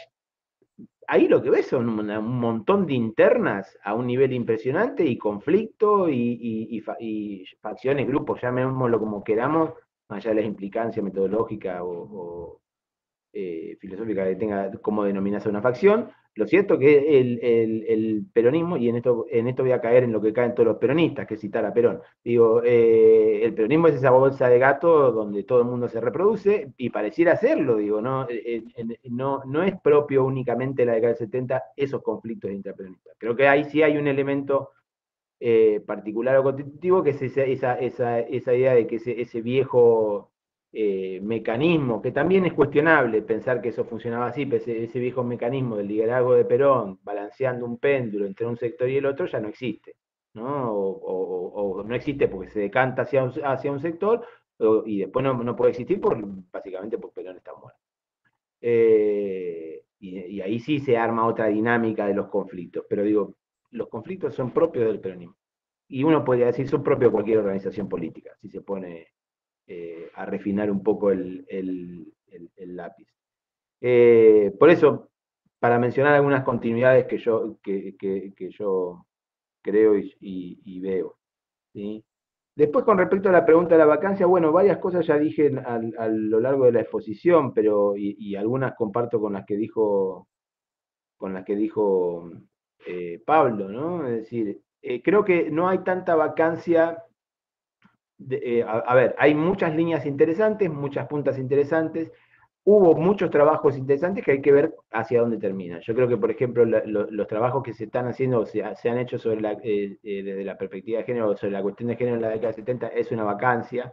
¿Por qué? Porque hay algunos, pero no en particular, como decía Pablo, se han centrado en la agrupación Evita, y hay muy pocos trabajos sobre la rama femenina del peronismo, ¿sí? En la década del 70. Casi no hay trabajos. Y de nuevo, la rama femenina, como había pasado en su momento con el peronismo, la rama femenina en la década del 70 es la primera que se reorganiza. Y sabemos muy poco. Hay muy poco de eso, ¿no? Ni hablar en otros temas, ¿no? El tema de, por ejemplo, he visto que hace muy poco salió, no recuerdo ahora el nombre del autor, un libro sobre la cuestión de género dentro del PRTER. Estaría muy bueno que pase eso dentro de algunas organizaciones del peronismo, que todavía falta. Si bien hay algunos trabajos, yo por lo menos no conozco un libro que aborde particularmente eso. Después, no, bueno, muchas de las otras vacancias las fui nombrando, ¿no? A lo largo de la exposición. Después salió el tema, que un poco lo plantearon Luciano y Martín, el tema, bueno, de la importancia del libro de Abal Medina. Creo que ese libro lo que nos muestra es a veces algo que tenemos que también rescatar, que no todos los testimoniantes tienen la misma información, ¿no? Y lo que queda claro es que la información que maneja Abal Medina es enorme y tiene un discurso profundamente elaborado, es un hombre profundamente inteligente y hizo esto que los alemanes llamaban Affarbeitung, ¿no? Esta autorreflexión sobre su práctica de una forma bastante cerrada. De hecho, cuando salió el libro, nosotros habíamos entrevistado con Julio Melón, lo habíamos entrevistado hace unos años a Val Medina, y cuando salió el libro lo fuimos a leer y nos dimos cuenta que decía básicamente lo mismo, que es hiper interesante, pero digo, ya tiene como construido un discurso sobre su rol, que lo que viene a mostrar igual es esta idea de un peronismo que se escapa de esos clivajes, ¿no? Y un poco lo que decía Luciano, esta idea o Luciano Martín, no me acuerdo cuál de los dos decía, esta idea de, bueno, era un tipo respetado ya por la izquierda, sea por exportación, apellido y demás, pero él era un tipo de derecha. Bueno, eso cuando uno baja escala, va a otros lugares y demás, pasaba, ¿no? Digo, pasaba cuando uno hace estudios regionales o hace estudios locales, ve que, por ejemplo, esto de líderes o caudillos locales del peronismo, que incluso venían del peronismo clásico, que cuando tuvieron que coquetear con la izquierda lo coquetearon, y cuando tuvieron que ir por el giro, por la idea esta de la depuración del partido, fueron y se manejaron, ¿sí? Entonces, nada, me parece que sí, que es el libro de Abal Medina aporta muchísimo en esa clave, ¿sí? Aporta muchísimo. Como otros libros testimoniales, ¿no? Y yo creo que, por ejemplo, ahí los libros de Pilar Calveiro, no me quiero olvidar, y particularmente el último, es muy interesante para revisar la experiencia de Montoneros en particular, ¿no? Y esta cosa que también muestra algo, sirve muy interesante como ejemplo, esta cosa de que muchos de los testimoniantes que fueron militantes de esa izquierda peronista y demás, después fueron académicos y después fueron muy buenos académicos y pudieron reconfigurar eso, cosa que esto en otros sectores del peronismo, nosotros los derechólogos, por decir de alguna manera, del peronismo, no tenemos esa ventaja. Es el libro que salió, que escribió sobre Campiglia, algo sobre la familia, es un libro sobre su experiencia familiar, muy interesante, el último. Está en siglo XXI. Pues pregunto porque el Petrus y nosotras, sí, algo así, es verdad. Bien. Y después me preguntaba, creo que Martín, esta cosa del peronismo setentista, no. A ver, esto retomo una vieja crítica que en su momento Mar nos había hecho a nosotros en un trabajo que teníamos que se llamaba el peronismo bonaerense. Y él decía, bueno, existe una cosa que se llama peronismo bonaerense, que tiene alguna particularidad. Bueno, y acá sería más o menos lo mismo. Existe un peronismo setentista que tiene una particularidad que lo difiere del resto, que tiene un color distinto. Yo creo que en algunas cosas sí, en otras no. Es el peronismo, ¿no? Y que el peronismo puede tener esas expresiones y esos momentos de polarización, y los va a poder tener después. Y en relación con esto, y ya termino, cuando hablábamos un poco de esta idea de cómo nos paramos desde el presente para mirar, y que hablábamos del kirchnerismo, vos, Luciano, que me preguntabas, que mencionabas eso, yo creo que hay también una reinvención constante, y ahí hay un ejemplo que para mí fue muy interesante, que fue en su momento el acto conjunto de la Cámpora con la Juventud Sindical Peronista. ¿Se acuerdan ahí? Creo que es año 2010, 12, no me acuerdo muy bien qué año es. Y algo que era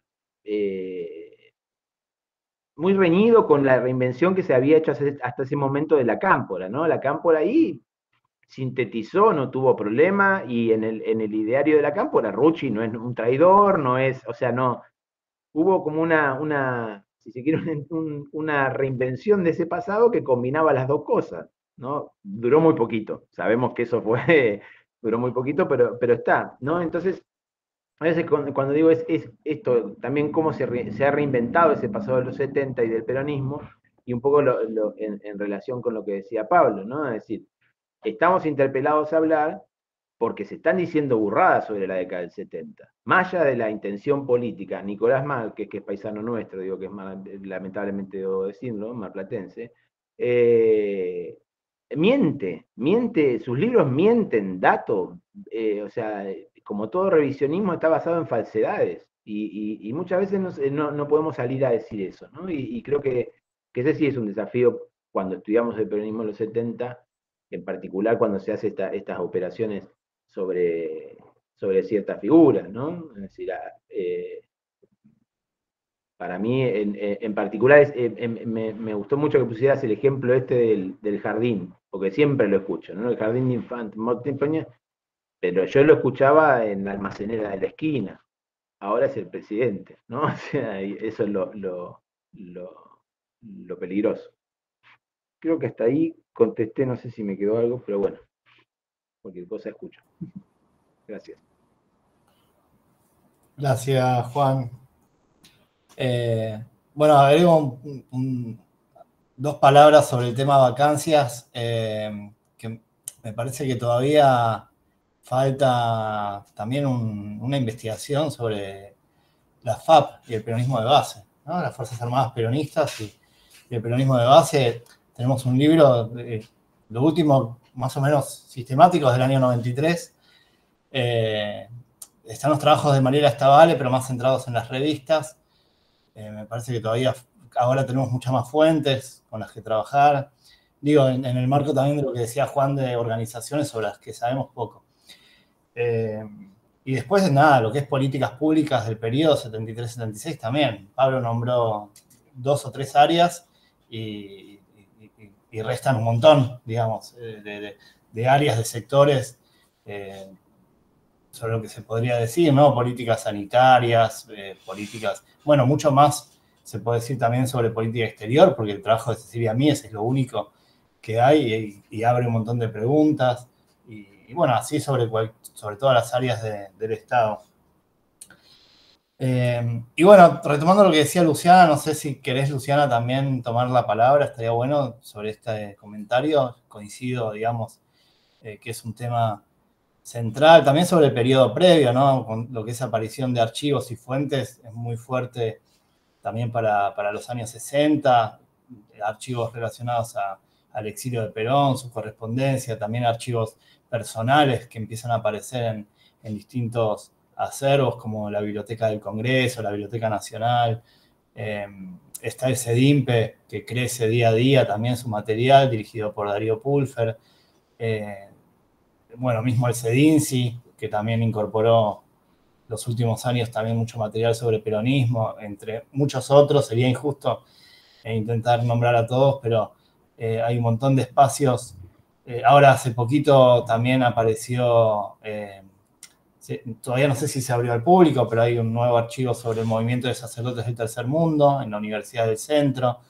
Es decir, es muchísimo todavía lo que resta por investigar, y respecto de las prevenciones metodológicas y las advertencias de las que hablaba Luciana, definitivamente creo que hay que volver a hacerse preguntas muy tradicionales y clásicas de la historia, de la historiografía.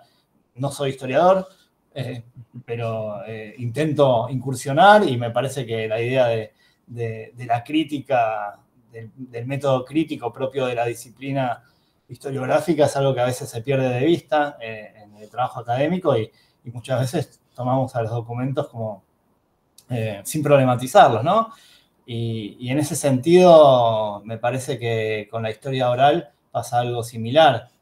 Obviamente es que son tipos de documentos, tipos de fuentes muy diferentes, las orales y las escritas, y podríamos hablar horas de eso, pero si hay algo que tienen en común es que corremos el riesgo de tomar esos textos de manera naturalizada y sin problematizarlos, ¿no? Sin pensar las condiciones de su producción y también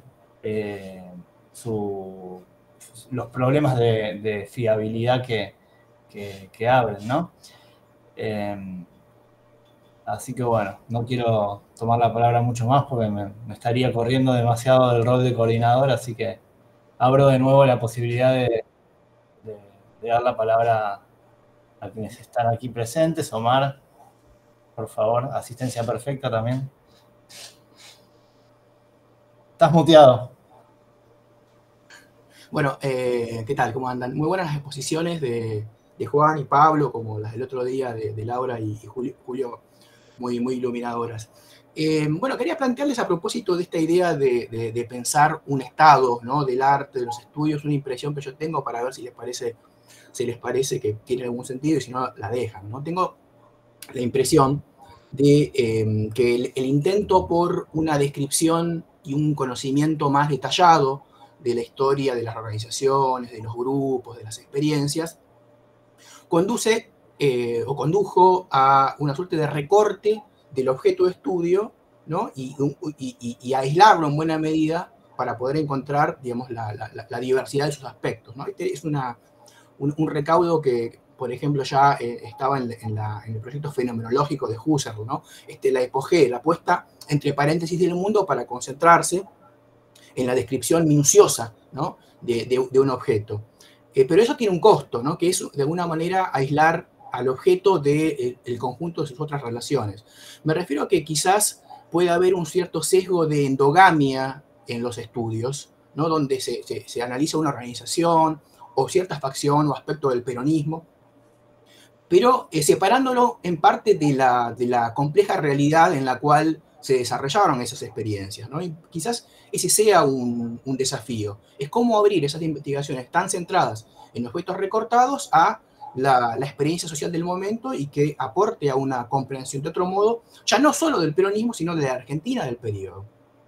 En este sentido, quizás hay un consejo que Perry Anderson, ¿no? Sugiere para los estudios sobre los partidos comunistas. En un viejo artículo que se incorpora como capítulo en el libro de Rafael Samuel, Historia Popular y Teoría Socialista, ¿no? Él decía proponía hacer la historia de los partidos comunistas, pero que sean como parte de una historia general de un país desde un punto de vista monográfico. Y quizás me parece que ese puede ser un desafío, ¿no? Cómo superar el carácter monográfico de estas investigaciones que, sin perder ese desafío de la especificidad de las investigaciones, ¿no? de esta aproximación fenomenológica y bien detallada y atenta a los desafíos de la documentación, y retornarla, digamos, a una discusión sobre la historia argentina general del periodo.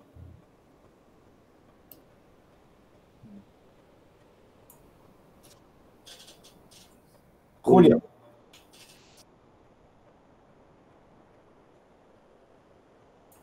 Gracias, Omar. Sí, Julio, directo. Dale nomás. Bueno, ¿qué tal? ¿Cómo están? Gracias a los ponentes y a quienes han comentado. Bueno, ponderar, digamos, las elaboraciones de los colegas y particularmente un punto que nos señala el carácter eminentemente político de nuestra profesión, ¿no? Que nosotros tratamos de disimular con profesionalismo y creo que lo hacemos honestamente. Pero particularmente de la exposición de Juan me quedó explicitado en términos académicamente fundados todo lo que vivo a nivel de prejuicio. Es cierto que no es una novedad, algo que ocurra solamente con relación a estos míticos 70 o al peronismo de los 70, como se lo quiera llamar, sino que opera en casi cualquier otro fenómeno histórico, pero me pareció particularmente acertado la forma de reconocer claramente este asunto vinculado a la asociación entre una tradición historiográfica reciente, pero tradición historiográfica al fin, y una afinidad académica con determinados objetos de estudio que deja de lado otros. Eso es como un punto de señalamiento particular en relación a esto, pero general en todos los órdenes de la disciplina. En relación a lo que planteaba insistentemente Pablo, bueno, a todos nos ronda esa preocupación y nos gustaría ser nosotros los revisionistas, ¿no? No los otros, sí. Y no es como todo revisionismo, porque hubo otro revisionismo en la Argentina que hizo aportes sustantivos a la historiografía, y este revisionismo viene por el lado más bien periodístico que otra cosa. Lo que quería preguntar no es esto es lo que quería decir que me pareció y que aprendí de las exposiciones. Lo que quiero preguntar, relacionado con esta aspiración de hacer una historia más general, para que Pablo no tenga que poner solamente o tenga que elegir el libro de Gillespie, es una pregunta así de público, en este sentido.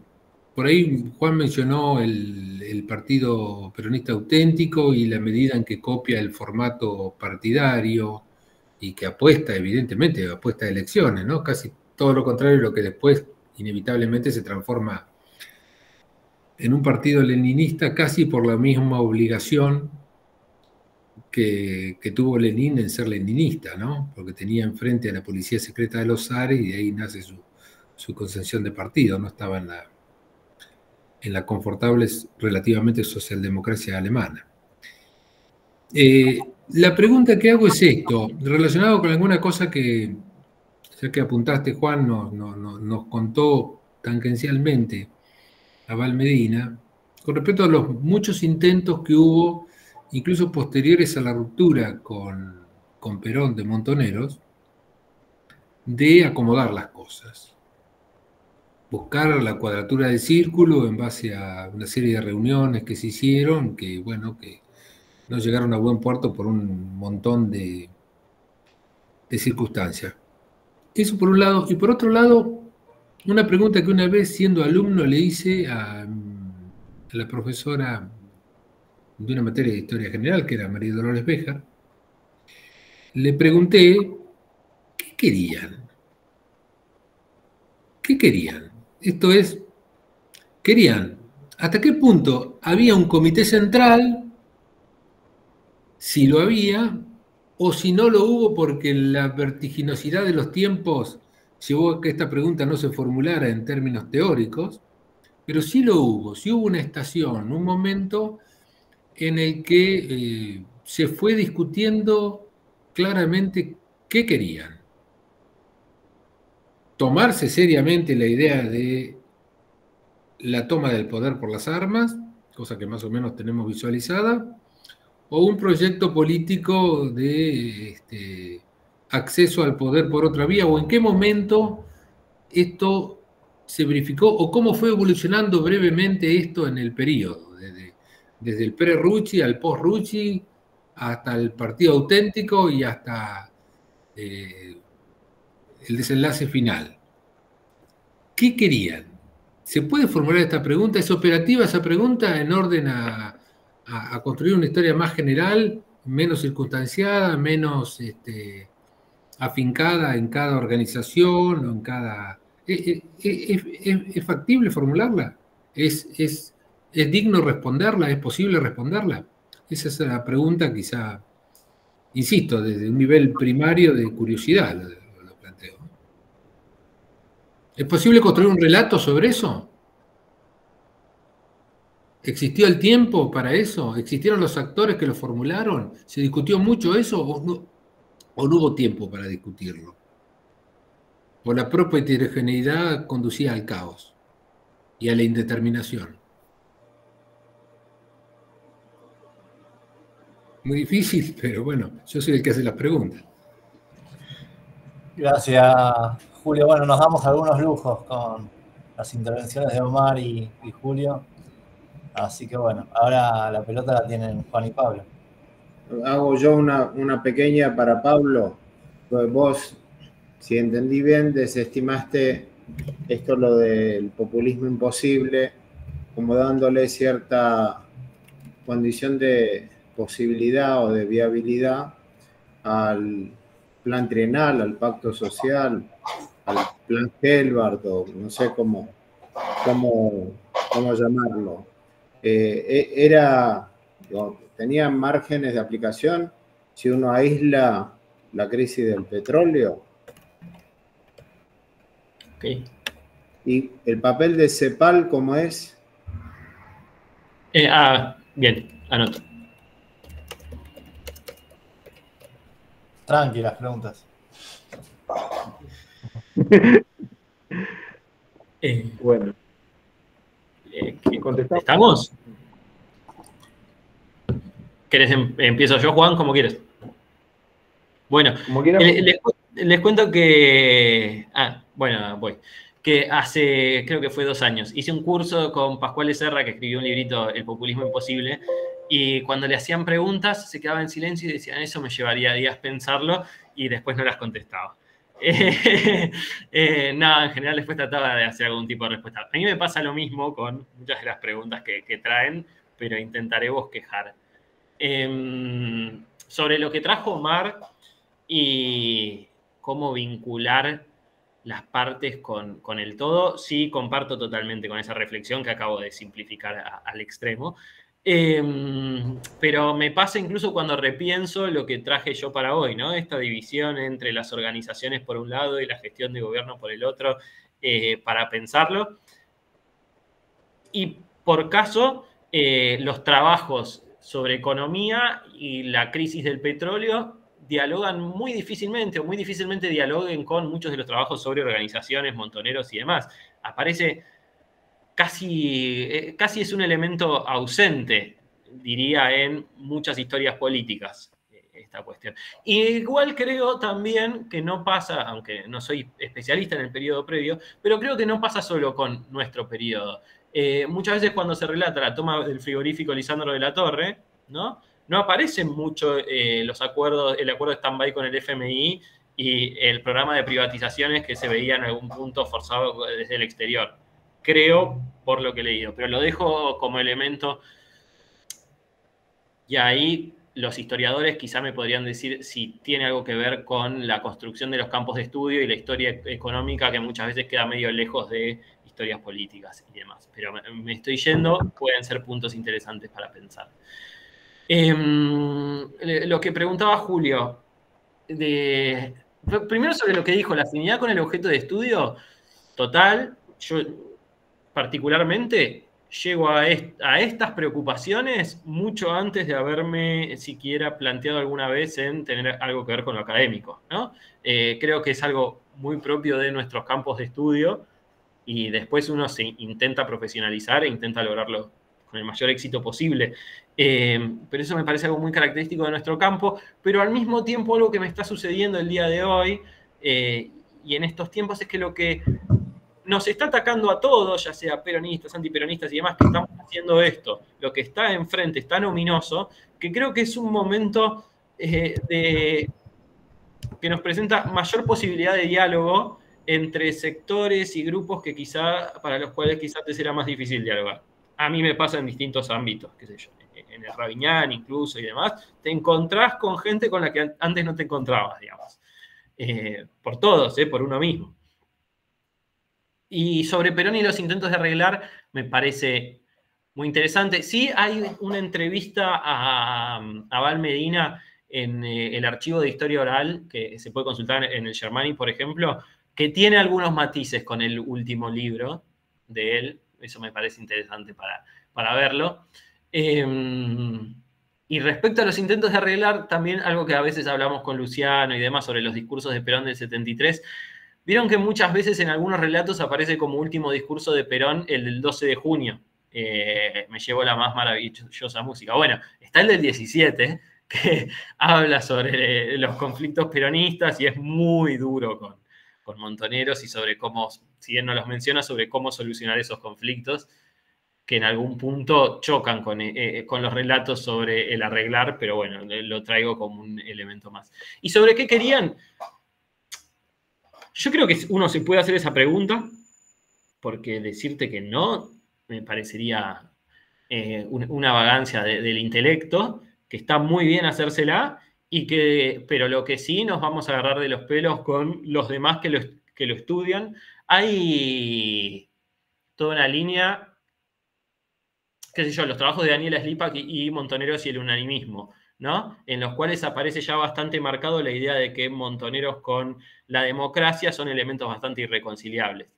Fue una organización revolucionaria, pero yo creo que principalmente lo que querían era poder. Y que para eso ponían en juego distintas tácticas, digamos, para alcanzar ese poder. Y que podían tener mayor confianza en unas que en otras. Las armas, por ejemplo, aparecen repetidamente, pero nunca renuncian, como decía Juan, y como se ve muy bien en su trabajo sobre el partido auténtico, que a muchos y muchas nos despertó la curiosidad de ir a buscar ese partido auténtico, nunca terminan de renunciar a la política como construcción de hegemonía por otros medios. Y eso a mí me interesa también después, porque el partido montonero, en términos leninistas, convive con las ramas del movimiento peronista montonero, que hacen cosas muy interesantes. La rama agropecuaria hace algunas cosas muy interesantes de ir e intentar seguir vinculando actores políticos no armados. Y eso está bastante ausente en la bibliografía, por suerte, porque es lo que a mí me permitió construir algo para ir a presentarme a una beca, ¿no? Y lo último, y así ya corto, sobre Darío y el populismo imposible. Sí, yo epistemológicamente estoy en contra de hablar de que algo fuera imposible desde el principio en general. Hay otros trabajos, como los del colectivo de Razón y Revolución, donde aparece más marcado eso, ¿no? El intentar conciliar elementos del capital y trabajo va a fallar porque hay una lectura más clasista desde el principio. Uno incluso lo podría pensar, si se abstrae de la crisis del petróleo y de ciertas particularidades de Argentina, que está muy inspirado el pacto social en programas europeos de la segunda posguerra, y eso aparece en algunos testimonios. Entonces no era algo tan extraño esta idea de concertación, capital-trabajo en ese contexto internacional. Después uno podría también tomar una postura como la de Jorge Asís afuera de la academia, de que todo en la Argentina está destinado inevitablemente al fracaso. Yo trato de alejarme de eso, y creo que había algunos márgenes de aplicación que terminan muy corroídos tanto por las disputas internas del peronismo como por el contexto internacional. Es interesante la vinculación de ambos, por ejemplo, con el caso de Chile. La lectura que hace Perón de la caída de Allende es: lo corrieron demasiado por izquierda al interior de la propia coalición. Y la lectura que hace Montoneros es: fue muy limitado los intentos de reforma. Entonces hay ahí como una retroalimentación entre lo exterior y lo interior que es buenísimo, y muy breve para que no se haga tan largo. El papel de la CEPAL es un trabajo de Priluca y Covielo, particularmente, que lo aborda. Es muy interesante, en el cual muestran cómo distintos intelectuales de la CEPAL, que viajan de Chile específicamente por pedido de Perón, participan de la conformación del plan trienal. Hoy, bueno, ahora algunos de ellos muy conocidos, por ejemplo, los economistas estos que son padre e hijo, que el hijo estaba hasta hace... Calcaño. Calcaño. Estaba Calcaño y había un par más conocidos. Ahora no los tengo tan frescos, que incluso cuando sucede lo de Chile se plantean la posibilidad de abrir la oficina de la CEPAL en la Argentina, trasladarla de Chile a la Argentina. Es un texto muy interesante ese. Ok, gracias. Juan. Bueno, yo contesto breve para no... a lo que decís, Omar, sí, totalmente. Yo creo que todavía falta esa vinculación, un poco creo que lo había mencionado. Para mí estamos en esa etapa que pasan todos los campos, ¿no? Me acuerdo que algo habían... haberte escuchado a vos con Nicolás algo sobre el peronismo clásico en ese sentido hace un montón de años, ¿no? Esta idea de, bueno, ya revisamos un montón de cosas más, tenemos más información, ahora hay que volver a hacer un texto de síntesis y demás. Yo no sé si estamos todavía tan cerca de eso, pero me parece que sí. Lo que sí creo es que sin abandonar el análisis de las organizaciones, empezar a centrarse más en los conflictos, en donde todos los actores participan, puede ser una perspectiva para ir pensando eso, ¿no? Es decir, no centrar en la organización, sino en un conflicto determinado, en un tema determinado además, y ver la variedad del peronismo en torno a eso. O sea, y eso es en parte un poco lo que abrió, por ejemplo, que para mí es un libro también, fue muy importante en su momento, de Alicia Cerveto, cuando revisaba las experiencias provinciales, que eran conflictos, entonces vos veías a todos los actores del peronismo jugando ahí, ¿sí? Y es lo que permite, lo que para mí a veces, y por eso insisto tanto, esto no el ras del suelo, pero sí esto de otras escalas de análisis, ¿no? Bajar a otras escalas de análisis permite ese tipo de ejercicio que después habría que volver a subir, ¿no? Lo que decía Krakauer, ¿no? Bajamos, pero después volvemos, ¿no? Es decir, sacamos la foto, pero no perdamos la película, ¿no? La idea de esa foto en movimiento. Me parece que podría ser una cuestión a tomar en cuenta. Y después, con respecto a lo que decís vos, Julio, ¿qué querían? Siempre esa forma de preguntar tuya.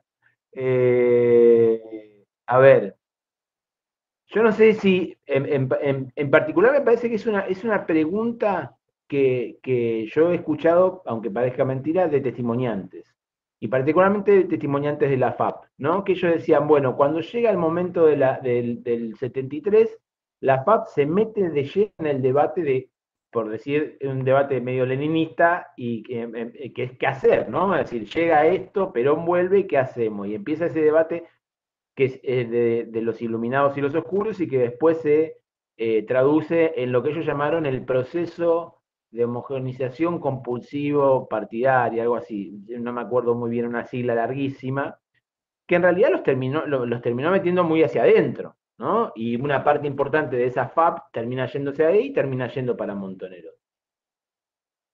Es decir, ellos sí se preguntaron qué querían y para qué acercarse al poder y demás. Yo creo que Montoneros, y en esto me estoy arriesgando a dar una respuesta como si estuviéramos en una casa charlando todos nosotros, ¿no? Pero digo, yo creo que Montoneros ese debate no se lo dio.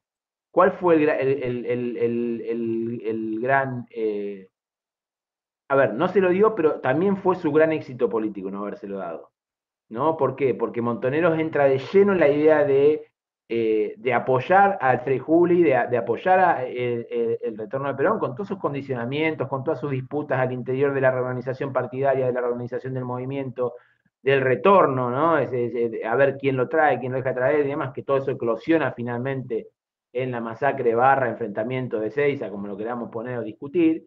Pero eso fue lo que le permitió el engorde, ¿no? Lo que en su momento se llamaba el engorde, ¿no? Ese crecimiento exponencial de Montoneros y de sus organizaciones de superficie, pero no tanto por su participación en la violencia política y demás, sino también porque era la idea de que eso era lo que iba a participar del nuevo gobierno, ¿sí? Es decir, era de la izquierda peronista, el sector de Montoneros fue el que más se consustanció con la idea de participar en ese nuevo gobierno. Después sabemos lo que viene, ¿sí?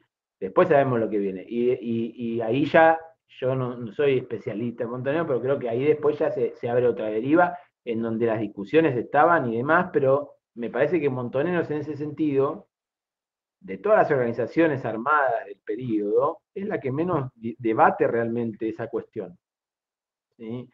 Pero se van a traducir, sin embargo, eso en consignas. Yo creo que ahí hay una diferencia muy clara entre esta idea de la liberación nacional y la idea de la reconstrucción nacional. Y cómo eso después empieza a ser como una marca diferenciadora, ¿no? Es decir, los sectores tradicionales del peronismo y demás empiezan a hablar de la reconstrucción nacional. Y particularmente el post-25 de mayo, como la idea de, bueno, ahora estamos en la reconstrucción de la Argentina. Sin embargo, la idea de reconstrucción nacional también la ves en algún momento en Montoneros. Después empieza a enfrentarse esa idea de liberación nacional a la idea de reconstrucción nacional, que era más propia de los sectores tradicionales. Por eso, no sé, a tu respuesta, a tu pregunta, algunas respuestas así al azar media ligeras. Nada más. Eso. Bueno, la verdad que se nos pasó rapidísimo. Ya son casi las 8, es viernes, así que vamos a dejar acá.